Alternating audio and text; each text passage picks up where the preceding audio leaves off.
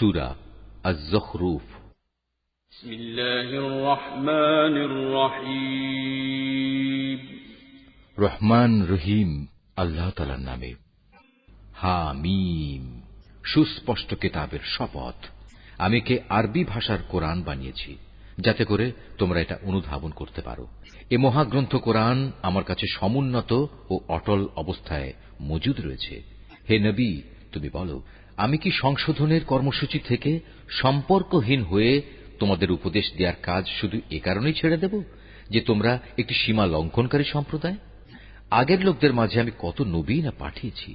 তাদের অবস্থা ছিল, যে নবী তাদের কাছে আসত ওরা তার সাথেই ঠাট্টা বিদ্রুপ করত। তাদের মধ্যে যারা শক্তি সামর্থ্যে প্রবল ছিল আমি তাদের সবাইকে ধ্বংস করে দিয়েছি। এ ধরনের উদাহরণ আগে তো অনেকগুলোই অতিবাহিত হয়ে গেছে। তুমি যদি ওদের জিজ্ঞেস করো আসমান সমূহ ও জমিন কে সৃষ্টি করেছেন, তবে তারা অবশ্যই বলবে, এগুলো তো সবই পরাক্রমশালী ও সর্বজ্ঞ আল্লাহ তাআলাই পয়দা করেছেন, যিনি তোমাদের জন্য পৃথিবীকে বিছানা সদৃশ করেছেন, তাতে পথঘাট বানিয়েছেন যাতে করে তোমরা গন্তব্যস্থলে পৌঁছতে পারো। তিনি আসমান থেকে পরিমাণ মতো পানি বর্ষণ করেছেন এবং তা দিয়ে মৃত ভূখণ্ডকে জীবন দান করেছেন। একইভাবে তোমরাও একদিন পুনরুত্থিত হবে। তিনি সব কিছুই জোড়ায় জোড়ায় পয়দা করেছেন। তিনি তোমাদের জন্য নৌকা ও চতুষ্পদ জন্তু বানিয়েছেন যেন তোমরা তার উপর আরোহণ করো, যাতে করে তোমরা তাদের পিঠে স্থির হয়ে বসতে পারো। সেগুলোর উপর সুস্থির হয়ে বসার পর তোমরা তোমাদের মালিকের অনুগ্রহের কথা স্মরণ করো এবং বলো, পবিত্র ও মহান তিনি, যিনি আমাদের জন্য একে বশীভূত করে দিয়েছেন। অন্যথায় আমরা তো তা বশীভূত করার কাজে সামর্থ্যবান ছিলাম না। আর নিঃসন্দেহে আমরা আমাদের মালিকের দিকেই ফিরে যাব। এ সত্ত্বেও এরা আল্লাহ তাআলার বান্দাদের মধ্যে থেকে কার জন্য তার সার্বভৌমত্বের কিছু অংশ দান করে? মানুষ স্পষ্টতই বড় অকৃতজ্ঞ। কি তার নিজস্ব সৃষ্টি থেকে কন্যা সন্তানই বাছাই করেছেন আর তোমাদের জন্য মনোনীত করেছেন পুত্র সন্তান?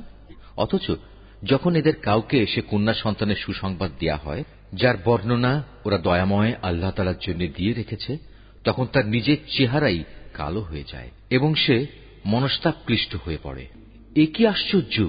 কন্যা সন্তান, যারা সাজ অলঙ্কারে লালিত পালিত হয়, যারা নিজেদের সমর্থনে যুক্তিতর্কের বেলায়ও অগ্রণী হতে পারে না, তাদেরই তারা আল্লাহ তাআলার জন্য রাখল। শুধু তাই নয়, এরা আল্লাহ তাআলার ফেরেশতাদেরও, যারা দয়াময় আল্লাহ তাআলার বান্দা মাত্র, নারী বলে স্থির করে নিল। ফেরেশতাদের সৃষ্টির সময় এরা কি সেখানে মজুদ ছিল যে তারা জানে এরা নর না নারী? তাদের এ দাবিগুলো ভালো করে লিখে রাখা হবে এবং কিয়ামতের দিন তাদের এ ব্যাপারে জিজ্ঞেস করা হবে। এরা আরো বলে, দয়াময় আল্লাহ তাআলা ইচ্ছা না করলে আমরা কখনো এ ফেরেশতাদের ইবাদত করতাম না। এদের কাছে আসলে এ ব্যাপারে কোনো জ্ঞানই নেই। এরা শুধু অনুমানের উপরই ভর করে চলে। আমি কি এর আগে তাদের অন্য কোনো কিতাব দিয়েছিলাম যা ওরা আজ আঁকড়ে ধরে আছে? কোন কিতাবের বদলে তারা বরং বলে, আমরা আমাদের বাপ দাদাদের এ মতাদর্শের অনুসারী হিসেবে পেয়েছি এবং আমরা তাদেরই পদাঙ্ক অনুসারী মাত্র। হে নবী, আমি তোমার আগে যখনই কোন জনপদে এভাবে সতর্ককারী নবী পাঠিয়েছি, তখনই তাদের বিত্তশালীরা বলেছে, আমরা আমাদের বাপ দাদাদের এ মতাদর্শের অনুসারী হিসেবে পেয়েছি এবং আমরা তাদেরই পদাঙ্ক অনুসারী। হে নবী, তুমি বলো, যদি আমি তার চাইতে উৎকৃষ্ট পথ নির্দেশ তোমাদের কাছে নিয়ে আসি যার উপর তোমরা তোমাদের বাপ দাদাদের পেয়েছ, তারপরেও তোমরা তাদের অনুসরণ করবে?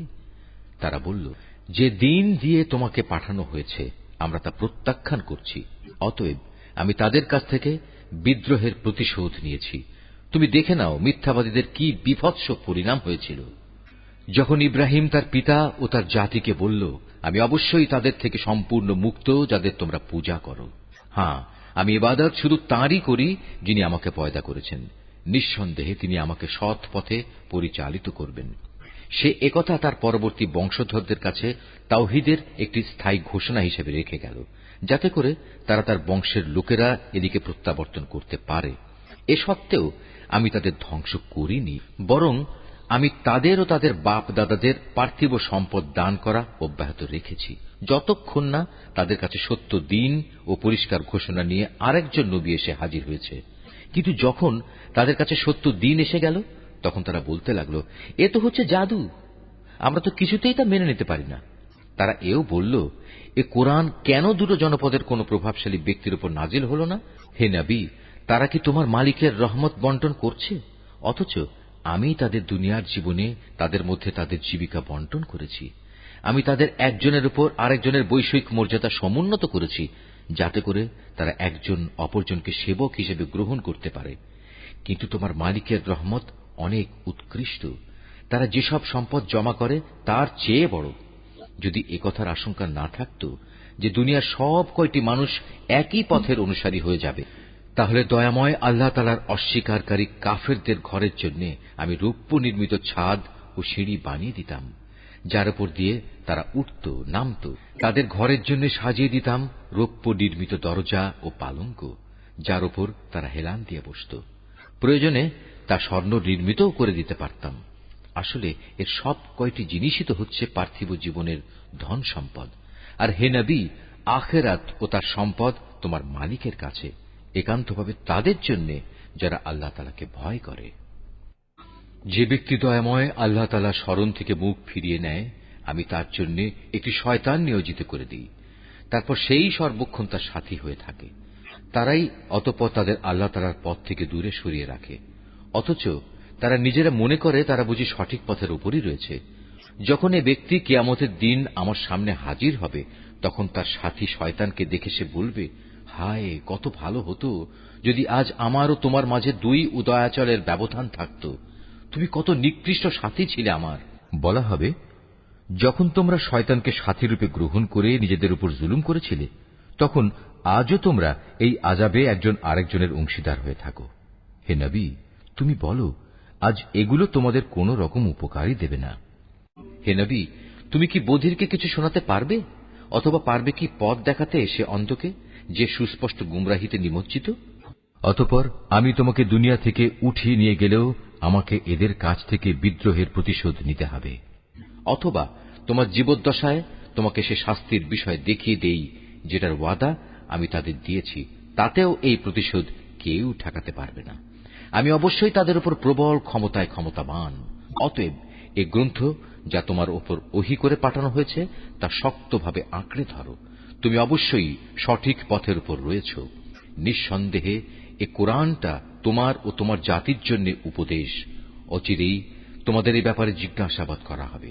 হে নবী, তোমার আগে আমি যেসব রসুল পাঠিয়েছিলাম, তুমি তাদের জিজ্ঞেস করে দেখো, আমি কি কখনো তাদের জন্য দয়াময় আল্লাহ তাআলা ছাড়া অন্য কোন মাবুদ ঠিক করে দিয়েছিলাম, যার আসলেই কোন ইবাদত করা যেত? আমি মূসাকেও আমার নিদর্শন সমূহ দিয়ে ফিরআউন ও তার পারিষদদের কাছে পাঠিয়েছিলাম।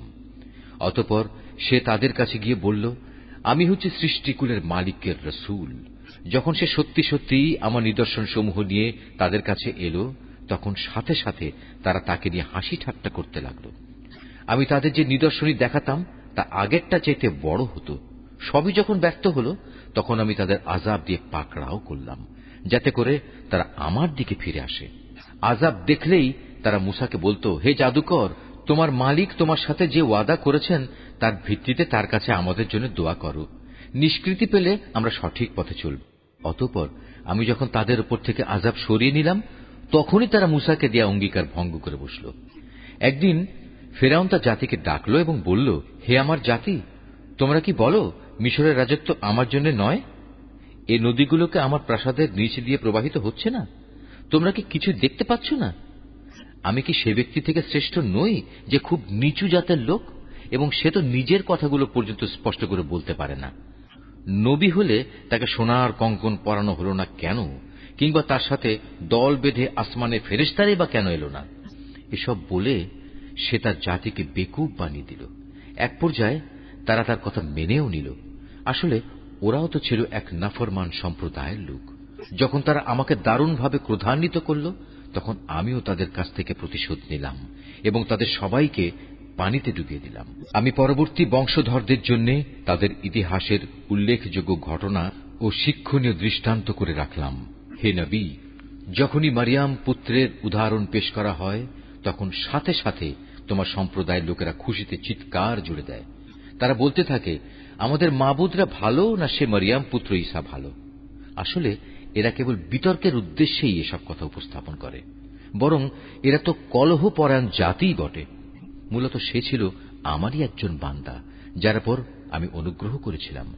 তাকে বনী ইসরায়েলদের জন্য আমি আমার কুদরতের একটা অনুকরণীয় আদর্শ বানিয়েছিলাম।